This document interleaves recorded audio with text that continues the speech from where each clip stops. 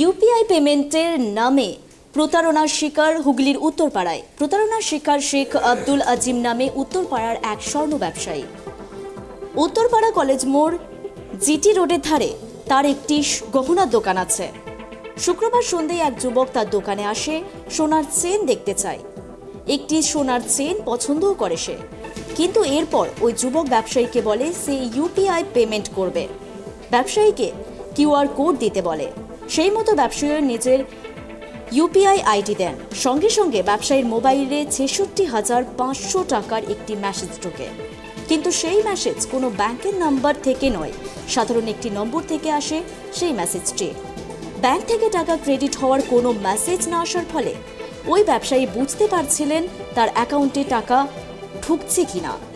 ওই যুবককে তিনি কিছুক্ষণ অপেক্ষা করার জন্য বলেন। মিনিট ৫ বসে থাকে যুবক। এরপর যুবক দুটি মোবাইল নম্বর দিয়ে বলে কোনো সমস্যা হলে সেই নম্বরে ফোন করতে ও দোকান থেকে সোনার চেন নিয়ে চলে যায় ওই যুবক। এদিকে দীর্ঘক্ষণ কেটে যাওয়ার পরে আব্দুল আজিমের মোবাইলে ব্যাংক থেকে টাকা ক্রেডিটের কোনো মেসেজ আসে না। এরপর ওই যুবকের দিয়ে যাওয়া মোবাইল নম্বরে ফোন করেন তিনি।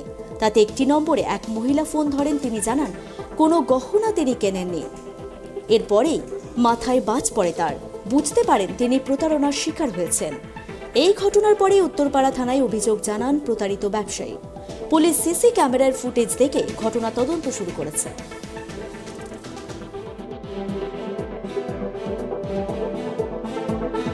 6:15 নাগাদ এক কাস্টমার এলো, বললো চেন দেখাতে। চেন দেখালাম, দেখানোর পরে উনি আমায় বললো ৬৬,৫০০ টাকার হলো। তো কি দেখতে চাইলেন উনি এসে? চেন দেখতে চাইলো। চেন দেখানোর পরে আমার কারিগর উনি দেখানোর পছন্দ হয়ে গেল। আমি টাকা বললাম ৬৬,৫০০ টাকা, ৭০০ টাকার মতো হয়েছিল। 200 টাকা মাইনাস করলাম। করার পরে আমার ইউপিআই করবো বললাম। আমি বললাম করে দিন, বারকোড আছে। বললো না, বারকোডে নয়, আপনার নাম্বার দিন। আমার নাম্বার দিলাম। দেওয়ার পরে দেখলাম মেসেজ এলো ৬৬,০০০ টাকা।